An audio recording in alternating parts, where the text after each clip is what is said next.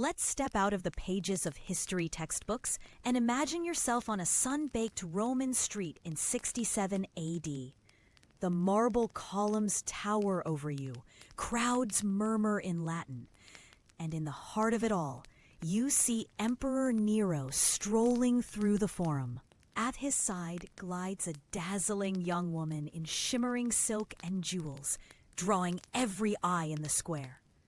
But underneath the golden trappings, a secret chills the gossiping onlookers. That woman is not who she seems, and her story is one of the most harrowing narratives of identity, power, and extreme cruelty ever told. Before we plunge into this almost unbelievable tale, if you love discovering the unsettling truths lurking behind history's curtain, smash the like button and join our growing community by subscribing. And tell me in the comments, where are you watching from? I'm amazed by how our curiosity unites us from every corner of the world. Let's unlock this story together.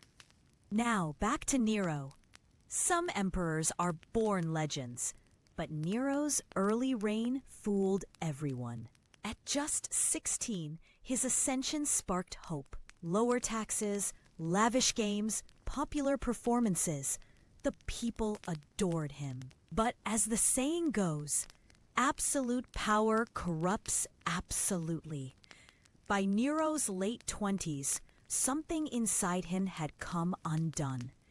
Was it paranoia, the isolation of imperial life, or a devastating loss that would shatter him forever? That loss was Poppaea Sabina. More than a courtly beauty, Poppaea was razor-sharp, ambitious, and magnetic, a storm in a silk dress. Unlike Nero's first wife, the quiet, reserved Octavia, Poppaea was electric, impossible to ignore, and she quickly became the sun around which Nero revolved. Their affair burst from the shadows into a fiery obsession, one that drove the emperor to extremes even his ancestors hadn't dared. He divorced Octavia, alienating half the Senate, and staged the wedding of the century, showering his bride with treasures from across the known world. Yet the more he had, the more he craved. Nero began to isolate Poppaea from everyone, commissioning portraits and statues so he was surrounded by her image day and night. What had started as love rotted into obsession. She stopped being a partner and became a possession. Now Poppaea was nobody's fool. She wielded her newfound power deftly, lifting friends and family, weaving her own safety net. But where others trembled before the emperor, she held her ground, criticizing, questioning, even mocking him. Maybe she thought her influence could shield her. Maybe she underestimated what a fraying mind could do. The moment no one dares to forget came during a heated argument. Poppaea, pregnant, accused Nero of caring more about spectacle than his own child. In a merciless burst of fury, he struck her. The blow, by all accounts catastrophic, ended not only her life, but the life of their unborn child. Devastated, Nero collapsed, desperate to undo the irreversible. He ordered the best physicians, useless. He refused to cremate her, placing her in an extravagant tomb and decreeing her a goddess, creating a cult around her memory. The palace became a shrine to a ghost. For the courtiers, survival meant pretending Poppaea still lived. Her place was kept at the table, and dissent meant exile or worse.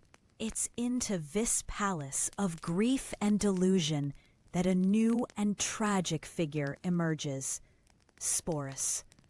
Just 14 or 15, a freed slave, Sporus owed everything to Nero. privilege tinged with absolute dependency. But that wasn't what caught Nero's shattered gaze. It was the uncanny resemblance Sporus bore to the lost Empress. The eyes, the delicate features, so similar it was almost supernatural. For Nero, here lay the temptation to right a terrible wrong. All he needed to do was erase reality itself. And that's exactly what followed. Nero didn't just force Sporus to wear a dress.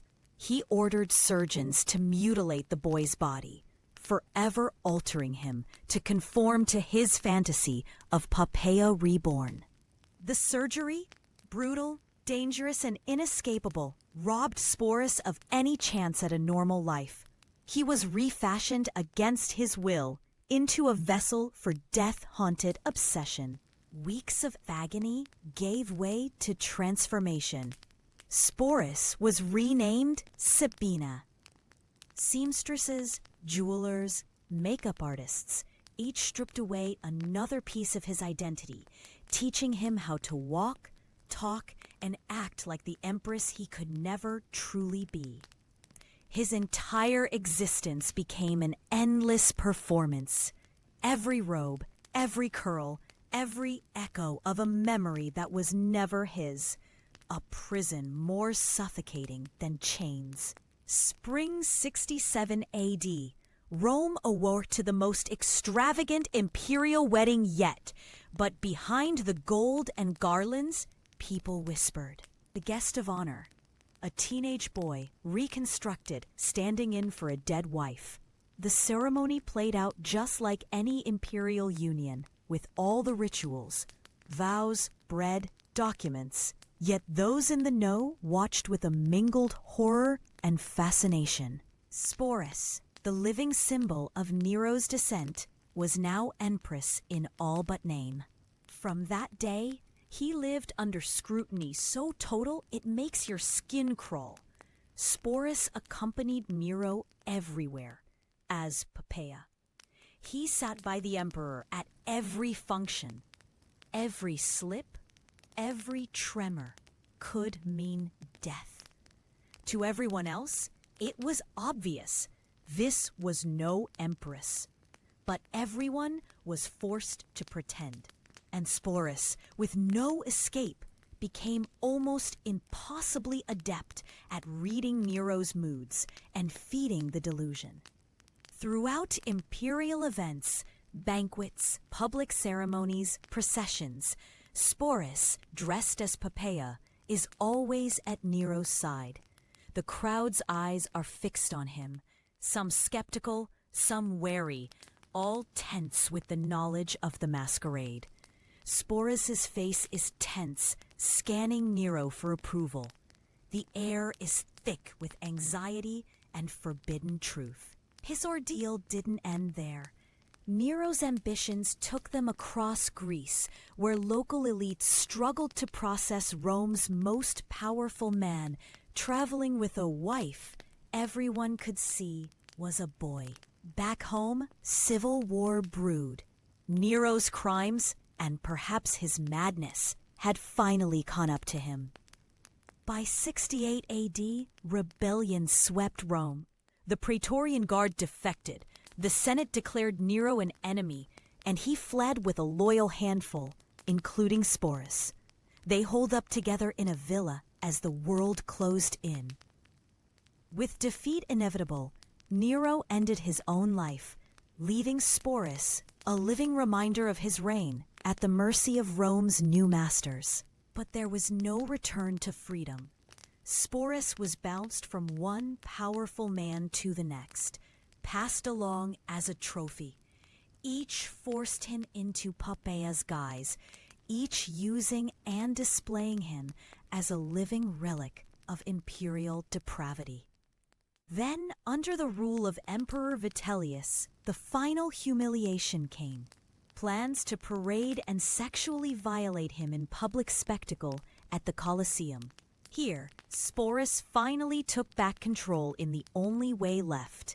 He chose his own death, likely by poison, at not even 20 years old. Sporus's legacy, more than a historical footnote. He stands as a chilling warning of what happens when human beings become toys for unchecked power. Ancient writers fixated on the spectacle, not the person. But behind every horror is a lost human. Dreams, hopes, and identity erased by one man's desperate hunger to reverse his own guilt. Yet in the darkness, Sporus's final act was his own. After years of forced performance, he found a way to escape the stage, choosing death over further indignity. It was both heartbreak and a shred of victory, the assertion of self amid relentless annihilation.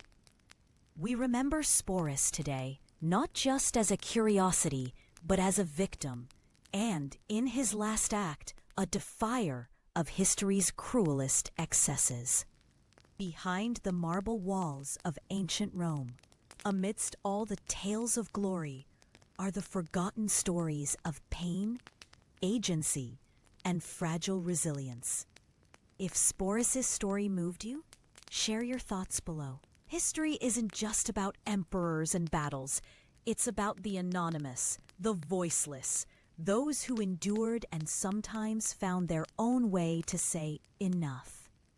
Thank you for staying with me through this story. Until next time, keep questioning, keep remembering, and never underestimate the power of a single story to echo through the centuries.